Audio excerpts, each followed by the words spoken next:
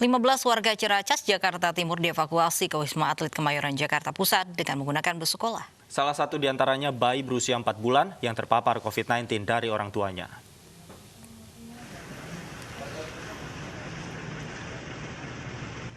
Dari Puskesmas Kecamatan Ciracas, Jakarta Timur, 15 warga Ciracas yang positif terpapar COVID-19 dievakuasi dari Puskesmas Kecamatan Ciracas, Jakarta Timur menuju Wisma Atlet Kemayoran, Jakarta Pusat.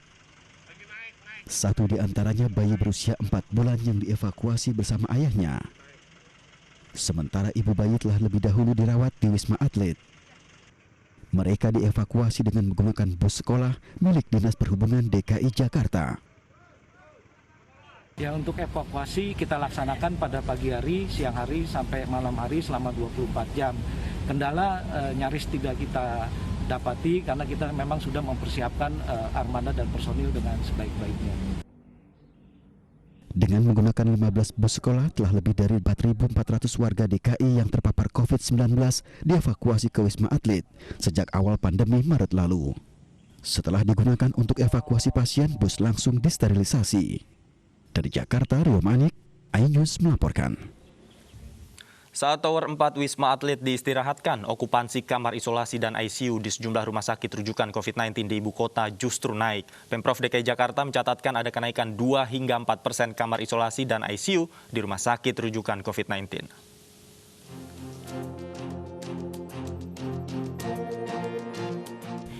Sepekan terakhir, Pemprov DKI Jakarta mencatat adanya peningkatan okupansi ruang rawat ICU dan isolasi di sejumlah rumah sakit rujukan di ibu kota.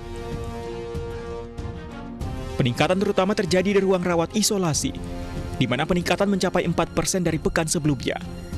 Saat ini okupansi di ruang isolasi rumah sakit rujukan COVID-19 di seluruh ibu kota mencapai 5.782 pasien. Sementara untuk ruang rawat ICU terjadi peningkatan sebesar 2% dari pekan sebelumnya. Saat ini total okupansi ruang ICU di rumah sakit rujukan COVID-19 di Jakarta mencapai 811 pasien. Saat tingkat okupansi rumah sakit rujukan COVID-19 di Jakarta naik, Rumah Sakit Darurat COVID-19 Wisma Atlet Kemayoran, Jakarta justru mengistirahatkan Tower 4 yang biasanya digunakan sebagai ruang isolasi pasien positif tanpa gejala. Selain angka kesembuhan pasien yang kian meningkat, pengistirahatan Tower 4 dilakukan guna efisiensi tenaga medis. Tim Liputan iNews melaporkan. Ya, pemirsa, masyarakat mulai terlena sehingga jumlah pasien COVID-19 bertambah. Bagaimanakah kapasitas tempat tidur rumah sakit rujukan pasien COVID-19? Kita sudah terhubung dengan Dr. Erlina Burhan di Rumah Sakit Persahabatan Jakarta. Selamat siang, Dr. Erlina.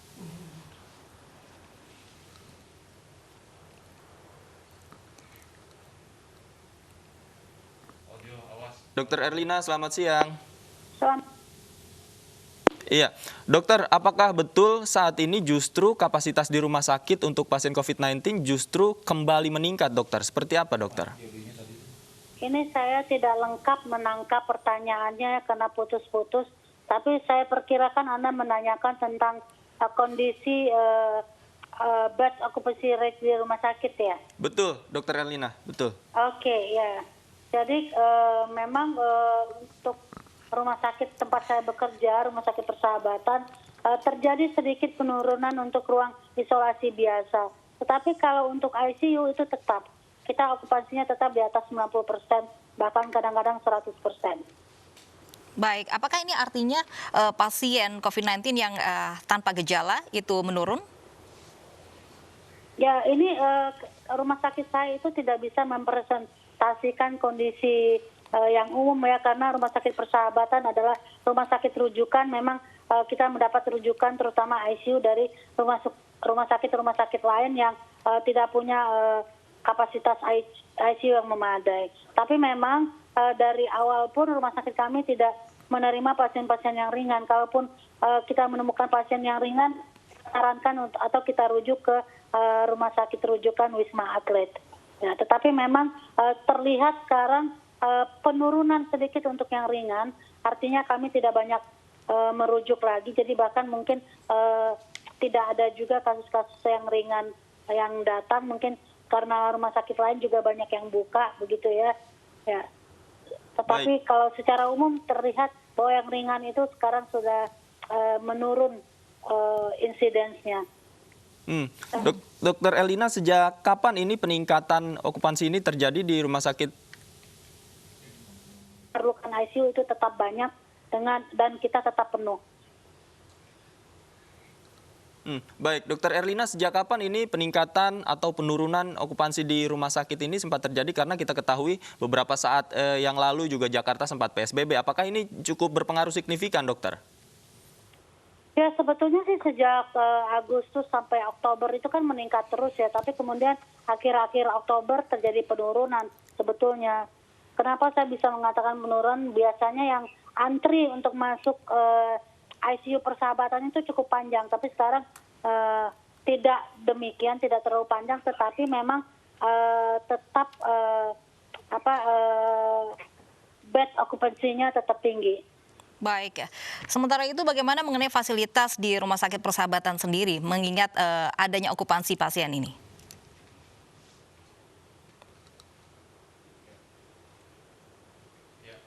Dokter Erlina? Ini terputus ya, saya tidak mendengar Baik. Pertanyaannya. Baik, Dokter Erlina masih tersambung bersama kami, dokter? Ya, sekarang terdengar, tadi tidak terdengar. Baik, dokter, terkait fasilitas di Rumah Sakit Persahabatan untuk mengatasi okupansi pasien ini seperti apa? Ya, kalau fasilitas untuk ICU kita cukup memadai ya. Akan tetapi memang kalau dipaksakan untuk menambah ventilator itu ada dampak kepada kami harus juga menambah SDM. Jadi harus ada tenaga-tenaga yang terlatih untuk bisa melakukan pelayanan setara dengan ICU tersebut. Jadi sebetulnya kalau untuk fasilitas kami sudah cukup. Baik, terima kasih Dr. Erlina Burhan sudah bergabung bersama kami di Anyu Siang. Pemirsa, resepsi pernikahan diperbolehkan kembali pada masa perpanjangan PSBB transisi di Ibu Kota. Namun tentunya ada sejumlah persyaratan yang harus dipenuhi oleh penyelenggara. Berikut informasinya.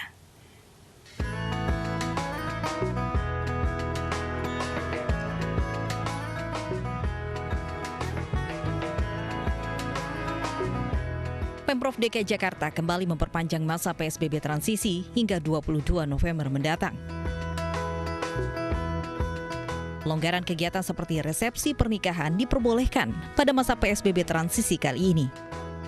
Namun ada sejumlah syarat yang harus diikuti. Antara lain, jumlah pengunjung tidak boleh lebih dari 25% kapasitas gedung. Resepsi pernikahan yang dimungkinkan untuk diberlakukan atau dilaksanakan diadakan resepsi pernikahan dengan beberapa syarat ya. Di antaranya adalah kapasitas 25% dari kapasitas gedung atau ruang pertemuan, dan pihak pengelola gedung diminta untuk mengajukan proposal terkait protokol kesehatan. Selain pembatasan kapasitas, ada sejumlah persyaratan lain yang harus diikuti. Di antaranya, pemilik gedung wajib mengajukan permohonan ke Dinas Pariwisata dan Ekonomi Kreatif DKI Jakarta. Dalam proposal tersebut, penyelenggara harus melampirkan protokol kesehatan yang akan diterapkan. Sementara itu, selama acara berlangsung, protokol kesehatan yang harus dipatuhi antara lain pengecekan suhu tubuh terhadap setiap tamu yang datang, mengisi daftar hadir secara digital, menyediakan tempat duduk sesuai jumlah tamu, dan selain itu juga mengubah sistem penyajian makanan tidak secara prasmanan, serta menyediakan fasilitas cuci tangan dan hand sanitizer di lokasi resepsi. Berbagai aktivitas publik perlahan mulai dilonggarkan di masa PSBB transisi DKI Jakarta. Namun warga diharapkan tetap taat protokol kesehatan agar tidak ada penambahan kasus baru COVID-19. Dari Jakarta, Stephanie Patricia, Pandu Laras, Ilham Zakarsih, iNews melaporkan. Pemprov DKI Jakarta kembali memperpanjang masa PSBB transisi, namun Pemprov DKI izinkan warga melaksanakan resepsi pernikahan dengan kapasitas 25%. Dan untuk membahasnya sudah bersama kami ada Ibu Bunga Firdaus dari Hastana, Himpunan Pengusaha Tata Acara Pernikahan Indonesia, sekaligus pemilik Wedding Organize, serta Mbak Mahara, calon pengantin yang akan menyelenggarakan pernikahan. Selamat siang Mbak Bunga dan Mbak Mahara. Ya. Baik, saya ke Mbak Bunga terlebih dahulu. Ini sudah diperbolehkan resepsi pernikahan di DKI Jakarta. Apakah memang klien di Wedding Organize Mbak Bunga ini meningkat? Oke. Jadi memang rencana pemerintah untuk mengizinkan kembali resepsi ini cukup dinanti-nanti oleh calon pengantin. Bukan hanya calon pengantin yang baru, Mbak, tetapi pengantin-pengantin kami yang sudah lama menunda pernikahannya. Jadi ada beberapa yang sudah mendaftarkan, tapi kemudian mereschedule acara mereka khususnya untuk resepsi, dan ini mereka sangat menanti sekali izin tersebut. Baik, Mbak Bunga, artinya memang setelah diizinkan kembali oleh Pemprov, ini menjadi titik terang bagi bisnis wedding organizer, begitu ya, Mbak? Betul sekali. Baik, kemudian seperti apa persiapan yang harus dilaksanakan oleh wedding organizer sebelum memang melaksanakan acara tersebut? Ya, baik. Jadi perlu kami jelaskan juga bahwa perjalanan untuk bisa melaksanakan kembali izin pernikahan khususnya untuk resepsi di DKI ini tidak bisa dijalankan oleh satu pihak saja. Artinya pihak dari pengantin juga harus mengetahui apa saja yang harus dilakukan, khususnya persiapan-persiapan izin mulai dari lingkar terdekat mereka yaitu RT dan RW. Lalu dari pihak wedding organizer juga akan membantu untuk memastikan supaya protokol kesehatannya bisa berjalan dengan baik. Dan di dalam acara tersebut pasti melibatkan banyak pihak termasuk dari vendor-vendor. Vendor-vendor tersebut juga memang harus vendor yang mengetahui bagaimana pelaksanaan protokol kesehatan tersebut. Jadi fungsi wedding organizer kami mengedukasi calon pengantin mengenai poin-poin yang harus diperhatikan dan memastikan kembali vendor-vendor yang terlibat juga mengetahui apa saja yang harus dikerjakan. Baik. Saya ke Mbak Mahara, ini sebagai calon pengantin, ini rencananya tanggal berapa, Mbak, acaranya?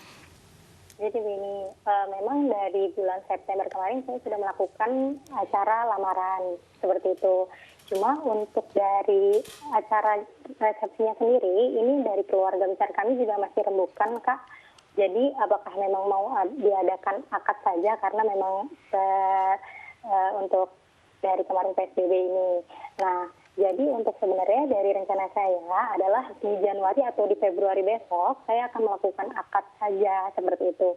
Nah, dengan adanya Pemprov DKI ini justru kabar baik untuk keluarga besar kami karena mungkin akan kami undur sedikit untuk resepsinya, jadi bisa dilakukan di gedung saja seperti itu. Tapi Mbak Mahara, sejauh ini apakah sudah melakukan komunikasi salah satunya dengan pihak penyelenggara pernikahan seperti WO gitu? Mungkin sudah pernah, tapi untuk tanggalnya saja itu kami memang belum menentukan karena memang kemarin lamaran pun juga itu kami dadakan begitu. Jadi untuk resepsinya sendiri ini kami masih rembukan sih begitu, tapi kami sudah menemui untuk beberapa WO. Begitu. Baik. Oke, Mbak Mahara, ini kan salah satu persyaratannya adalah tamunya harus 25% dari kapasitas gedung nih. Apakah sebagai calon pengantin tentunya siap dengan syarat-syarat tersebut? Siap, karena memang sudah dari acara lamaran kemarin kan memang sudah dilakukan PSBB ya, Kak. Jadi memang untuk dari undangan saat lamaran sendiri pun sudah kami pilih untuk yang bisa datang dan tidak usah datang seperti itu. Jadi saya pun juga sebenarnya untuk tahun depan sendiri persiapan dari keluarga besar kami adalah untuk undangan yang memang tidak semua diundang seperti itu. Karena kan memang belum ada berita apapun dari Pemprov ya. Jadi memang persiapan kita adalah untuk undangan yang hanya sedikit seperti itu. Baik, saya ingin kembali ke Mbak Bunga. Mbak Bunga, dengan peraturan yang tamu hanya boleh dibatasi hanya 25% ini, bagaimana tanggapan dari klien-klien Anda? Oke, jadi selama ini klien-klien kami memang sangat mengikuti peraturan yang ada, begitupun dengan para vendornya. Jadi 25% ini sebetulnya tidak menjadi masalah, kita menyesuaikan saja, karena salah satu cara untuk supaya pandemi ini selesai adalah kita harus melaksanakan semua sesuai dengan prosedur. Mengenai jika ada yang ingin melaksanakan lebih dari tamu-tamu, maksudnya jumlah tamu yang agak lebih besar, tentu akan bisa diakali dengan menggunakan perpotongan beberapa sesi acara. Jadi acaranya bisa dari pagi, lalu kemudian ada yang untuk relasi lainnya bisa di sore hari. Begitu kira-kira. Baik, Mbak Bunga, ini salah satu persyaratan juga harus mengajukan proposal ke Pemprov DKI Jakarta. Apakah syarat itu sudah dilalui dan dijalankan, Mbak Bunga? Oke, kalau yang ke Pemprov setahu saya itu dari pihak venue ya, dari gedung. Sedangkan untuk wedding organizer itu lebih memastikan bagaimana nanti yang sudah dijanjikan mengenai pelaksanaan protokol kesehatan itu bisa benar-benar dijalankan selama acara berlangsung. Baik, artinya memang pihak WO juga harus memilih gedung yang sudah di ACC terkait izin penyelenggaraannya ya, Mbak Bunga ya? Betul sekali. Jadi penting untuk kita bisa mengarahkan klien, calon pengantin untuk memilih gedung yang memang sudah berizin untuk resepsi pernikahan. Kalau untuk skenario penerapan protokol kesehatannya, apakah ada yang berbeda yang mungkin dititipkan secara khusus oleh pemilik gedung kepada WO? Seperti apa, Mbak Bunga? Untuk pelaksanaan acaranya? Iya, betul. Sorry, tadi nggak begitu clear. Gimana? Iya, jadi kalau untuk penerapan protokol kesehatannya yang dilaksanakan oleh WO pada saat acara, apakah ada hal-hal khusus yang memang dititipkan atau dipesankan oleh pemilik gedung untuk dilakukan oleh WO pada saat acara? Oke, jadi memang pada dasarnya masih bertumbuh di 3 poin utama, yaitu menjaga jarak, senantiasa memakai masker selama acara berlangsung, lalu kita mengarahkan tamu-tamu untuk mencuci tangan sesering mungkin dengan air mengalir maupun dengan hand sanitizer. Lalu untuk persiapan wedding organizer sendiri, itu kami mendata setiap kru yang akan bertugas, lalu setiap kru yang akan bertugas pun kami bekali hand sanitizer dan perlengkapan lainnya termasuk masker. Lalu kemudian kami juga mengarahkan para kru untuk menyediakan tiga baju yang dipakai menuju lokasi acara, baju yang dipakai selama acara, hingga nanti baju yang dipakai menuju kediaman masing-masing. Jadi hal-hal tersebut memang sudah berlangsung pada saat kemarin sebelum resepsi diizinkan, kami sudah menerapkan untuk acara-acara berskala kecil. Baik, saya ke Mbak Mahara. Ini kan akan menyelenggarakan begitu pernikahan yang memang tak biasa dengan protokol kesehatan yang ketat. Bagaimana memberikan pengertian kepada para tamu undangan dengan batasan-batasan yang akan dilaksanakan begitu nantinya? Dan bagaimana tanggapannya para tamu undangan? Baik, jadi seperti ini.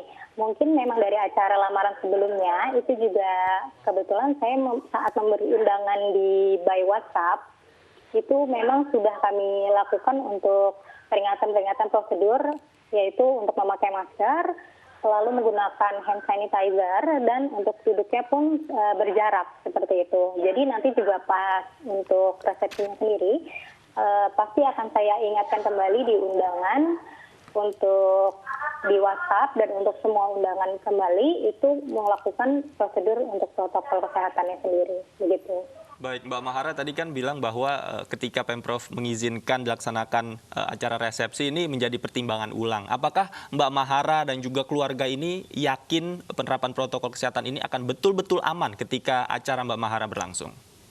Baik, jadi kan sebelumnya memang saya sudah menemui untuk wedding organizer ya, beberapa wedding organizer. Dan di sana pun saya sudah melihat untuk sebelumnya show untuk resepsi sebelumnya. Dan memang betul di acara resepsi pernikahan tersebut itu para WO itu melakukan prosedur kesehatannya sesuai yang diminta oleh Pemprov seperti itu. Jadi untuk tamu itu sebelum masuk mereka dilakukan pengecekan suhu badan, dan untuk di dalamnya juga mereka tidak ada untuk standing party, tapi duduk di bangku yang sudah di jarak 1 meter. Dan untuk makannya sendiri itu bukan seperti dulu yang prasmanan ambil makan sendiri-sendiri, tapi sudah dilakukan oleh para petugas WO-nya. Jadi untuk para tamu undangan tidak dilakukan pengambilan makanan sendiri-sendiri seperti itu. Baik, Mbak Bunga, ini terakhir Mbak Bunga mengenai mungkin omset dari WO sendiri, apakah dengan protokol kesehatan ini dengan batasan 25% tamu undangan ini merugikan, atau apa yang harus dievaluasi dari syarat-syarat untuk resepsi pernikahan di Jakarta ini? Oke, baik. Jadi sebetulnya menjadi concern kami dengan rencana dibukanya kembali izin pernikahan ini, resepsi, itu bukan ke omsetnya, tapi bagaimana kita bisa bersama-sama gotong royong untuk benar-benar melaksanakan protokol kesehatannya. Karena jangan sampai dengan dibuka ini malah menjadi bumerang, menjadikan ada klaster lagi untuk di dunia wedding. Ini tentu akan membuat kita sama-sama semakin terpuruk. Jadi bukan omset saat ini yang kami kejar, tapi bagaimana kita bisa bahu-membahu untuk melaksanakan protokol kesehatan. Itu sih, Mbak. Baik, terima kasih Mbak Bunga Firdaus. Kita harapkan bersama jalannya protokol kesehatan ini bisa berjalan dengan baik. Kemudian Mbak Mahara juga mudah-mudahan acaranya lancar. Terima kasih Mbak Mahara dan Mbak Bunga. Selamat siang. Setelah viral saat mengaji di trotoar, bocah pemulung di Garut, Jawa Barat mendapat hadiah umroh. Usai jeda, Ayu Siang segera kembali.